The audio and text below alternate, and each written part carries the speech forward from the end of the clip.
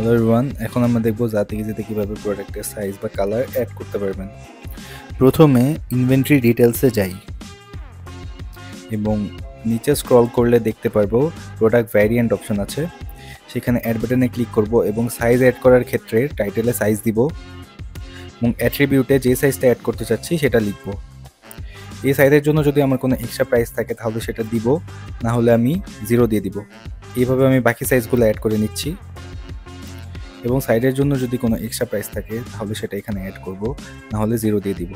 এবং colour add করার ক্ষেত্রে সেমভাবে এন্টার টাইটেলে কালার লিখব এবং যেই কালার অ্যাড করতে যাচ্ছি সেই কালারটির নাম লিখব।